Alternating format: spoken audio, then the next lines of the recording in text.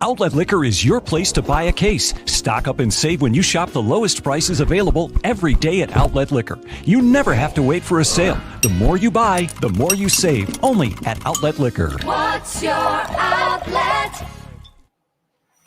Welcome, everyone, to another dreadful, miserable, terrible edition of I'll Hang Up and Listen. Sabres lose to Carolina 6-2. Malcolm Subban got pumped for 6 goals before eventually leaving the game with an injury, bringing in Aaron Dell, who made 4 saves and 4 shots. Subban in his debut, 19 saves and 25 shots against. Not a very good outing, but he didn't really get a lot of help in front of him. I'm getting on here kind of late tonight because I wanted to listen to Granato's post-game presser. He's very always articulate with the way he speaks, and he always has good things to say. The way not good things to say, but the way he explains things, and he goes into things with detail, and he doesn't really give you any BS answer the way we used to hear from like Ralph Kruger, who was just kind of like a snake charmer with the way he talked. Same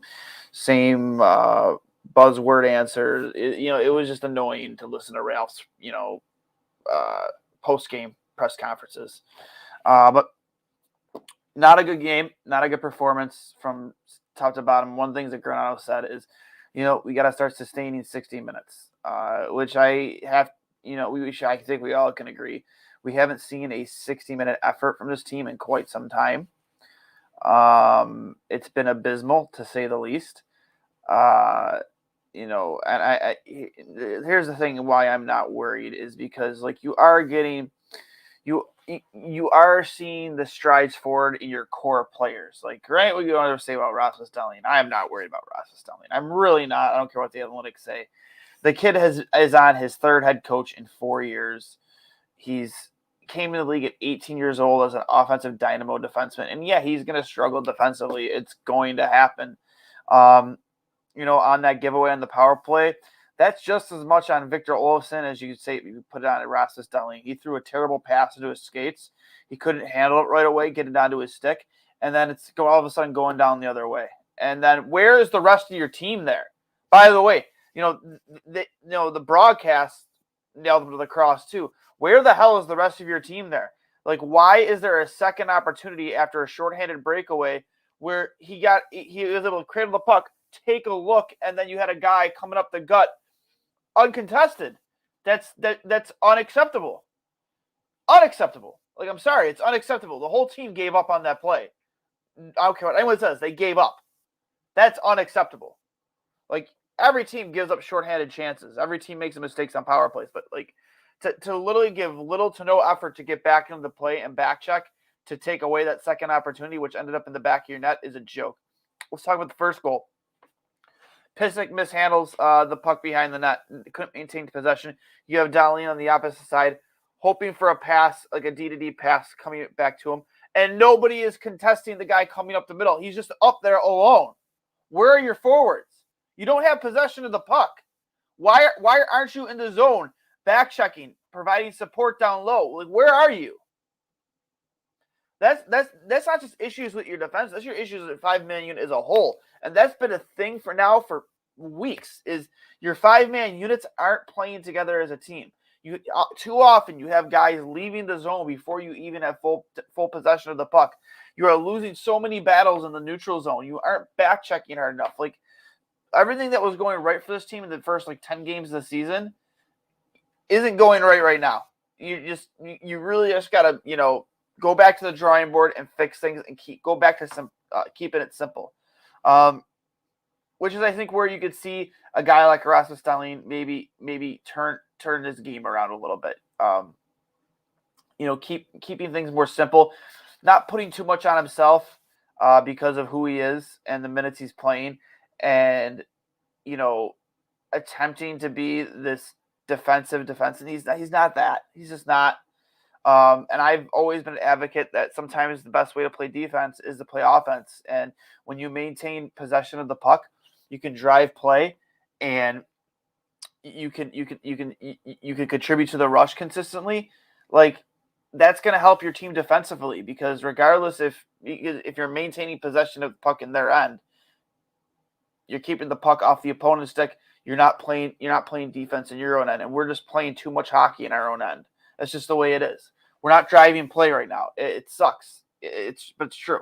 Again, I'm not going to sit here and pretend to be an analytics guy. I'm not going to sit here and pretend to be a guy who knows everything about Corsi and Fenwick, and I'm just not. I know. I'm a novice. Admittedly so. I'm like a novice when it comes to that. But you can see it on the ice. You see it. They're not able to maintain possession in the offensive zone long enough to even really consistently create chances. Your neutral zone play is absolutely abysmal. You lose too many battles in between the blue lines. It's a fact. Just watch the game. And again, you're just not getting the goaltending you need to be successful. Again, as nice as Craig Anderson was to start the season, he is not on an NHL roster if it's not for the Buffalo Sabres. Aaron Dell is not on an NHL roster if it's not for the Buffalo Sabres. Dustin Tokarski is not on an NHL roster if it's not for the Buffalo Sabres. Malcolm Subban isn't on a roster if it's not for the Buffalo Sabres. That's your goaltending right now. Everything was very reliant on a 40-year-old goaltender to really keep you guys competitive. That's a problem. That's a huge problem. But again, that's what this team was supposed to be this year. You weren't supposed to be a team that was going to win a ton of games. A team that was going to battle. You were giving younger guys more opportunities than they've gotten in the past. Your Tage Thompson, your Casey Middlestats, your Dahleeds, you're giving them more ice time and better opportunities that were given to your Jack Eichels, your Sam Reinhart's before this. You're allowing these kids to grow through opportunity and through struggle. There's going to be struggles. Every single player on this roster will and has struggled this season. I think it's been more prevalent over the last 3 weeks with Dahlin than anything, and I get it. The guy has not been good in his own end, but it's a different animal when you try and develop a forward than it is a defenseman. They just take longer. You look at any defenseman and their comparables. And again, I don't know the analytics. I'm not going to sit here and pretend to. But guys like Ekblad, Victor Hedman, Morgan Riley, those guys all took a while to really come into their own. Right around their 5th season. So if I'm judging Rasmus Dahlin, I am judging him next year when the team around him isn't built to lose. You have a goaltender who's going to be able to bail you out with a save here and there. We haven't had that since Ryan Miller. I don't care what anyone says. Robin Lehner had his moments here in Buffalo, but obviously he was dealing with his own issues. So he wasn't able to be a guy that could go out there and consistently be a phenomenal starting goaltender for you. And I love Robin Lehner. I do. But this team also in front of him wasn't built to be a sustainable, successful hockey team. It's just facts. And that's what you get when you have the kind of turnover at head coach and GM in 10 years. 6 head coaches and 4 GMs in 10 years is a joke. It's a joke. And that goes to your ownership and their inability to make the right hires. It's very disconcerting. But this is the first time, honestly, in 10 years, I felt this team finally has direction and purpose and is going to stick to a plan. And I think Granato is the right guy to lead this team with that plan. He's an unbelievable guy when it comes to player development. You've already seen it so far with the turnaround with Tage Thompson and what Rasmus Asplund's done this season and what he's gotten out of Casey Middlestat, what the player he's turned Casey into.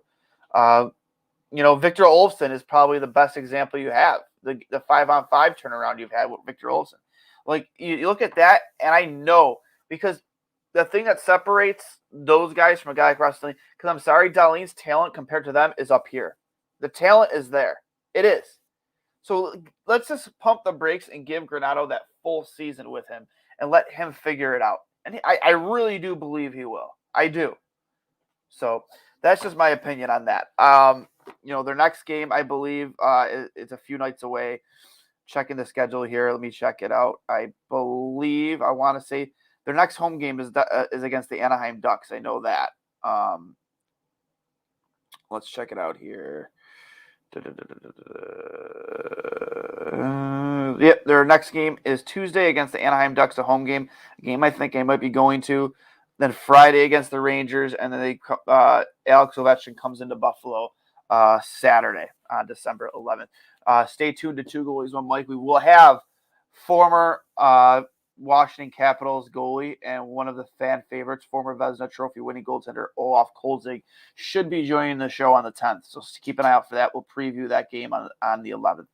A lot of little mistakes ended up in the back of Buffalo's net tonight. And one thing Granato said in his presser is that first goal came way too easy, and it did.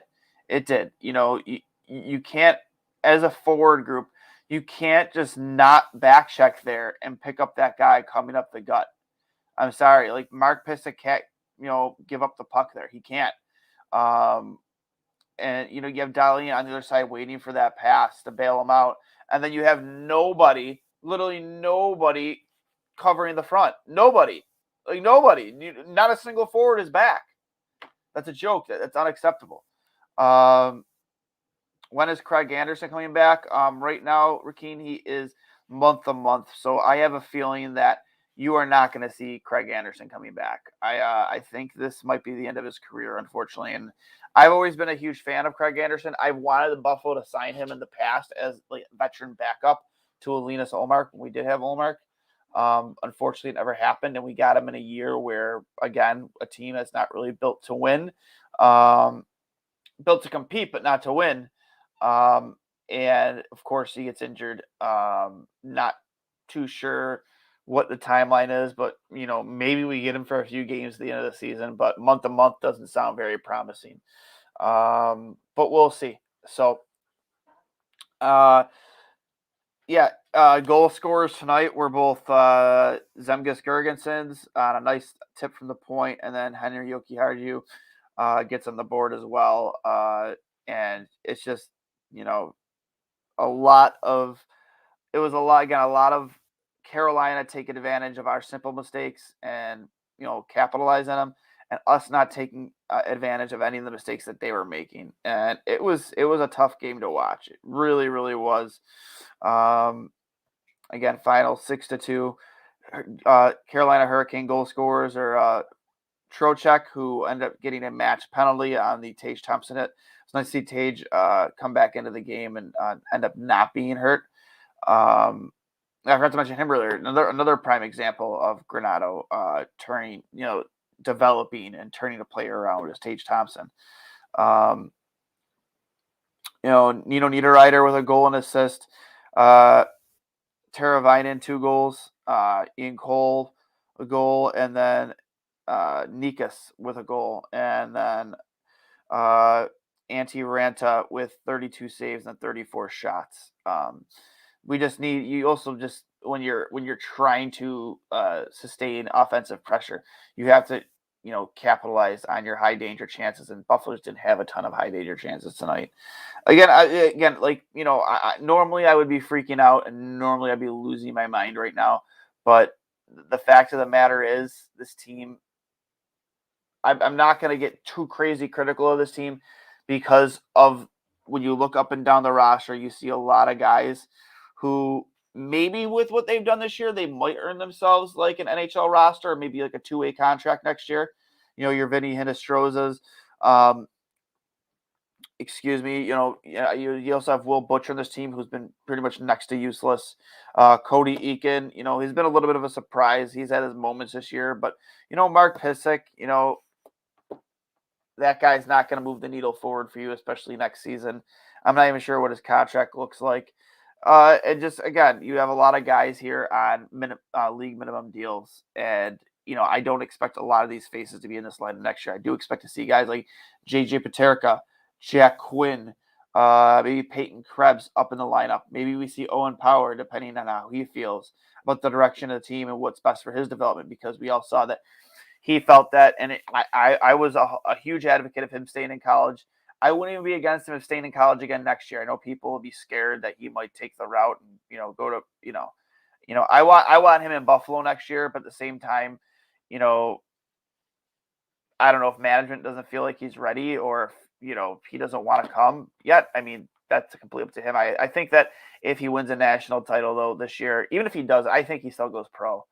I don't want to rush players right now. I really, really don't. I don't want to rush a guy like Owen Power to get here just because we're so desperate for talent on our blue line. I just don't want to do that, even though I think he's ready. I think he's definitely ready to make the jump as early as next season. That's just my opinion. I'm sure there are many people out there who agree with me. There might be some people that don't agree with me. But I also don't want to rush him. So, again, we'll see what happens. But that being said, again, Sabres don't play till Tuesday. They welcome Trevor Zegras and the Ducks into Buffalo. I believe that might be an ESPN Plus game. So make sure you subscribe to ESPN Plus to even watch it. Hopefully we get Bucci in Buffalo again. You know how much he loves the city of Buffalo. Maybe you can get a few pints with him downtown Buffalo if you guys head to the game. I'm sure he'll always oblige a free beer. With that being said, though, guys, I'll hang up and listen. I am not going to take up too much of your time. I know I kind of got in here kind of late tonight. Again, I wanted to watch the Don Granato press conference. But pretty much to recap that, it was just, you have a team that made a lot of little mistakes today that ended up in the back of your net, and you just couldn't take advantage of Carolina's mistakes. And the skill and the talent level was really prevalent for Carolina over Buffalo tonight. The way they were able to move the puck, our power play has been abysmal too. By the way, it's been an absolute joke. So that needs to be fixed too, because that's going to help you win games as well. Being able to dominate on special teams, which is something that Buffalo was doing to start the season, and it's just been really non-existent the past few games. You really need to fix that power play. I don't think Victor Olofsson looks like the same guy right now. I still think he might be kind of nursing this injury that he had. I still think that he's a little hesitant to really let it go when he shoots the puck, because I just haven't seen the same zip on his shot that we're used to seeing.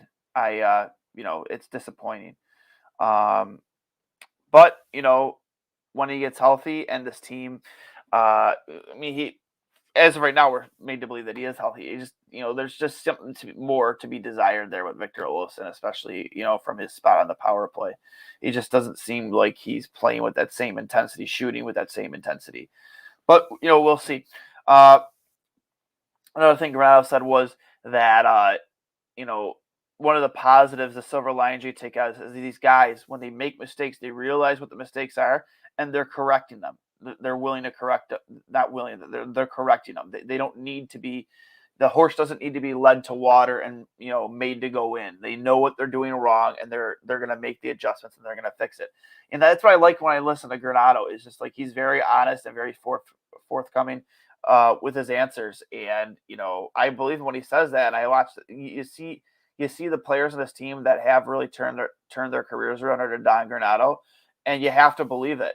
You have to believe that he's not bullshitting you.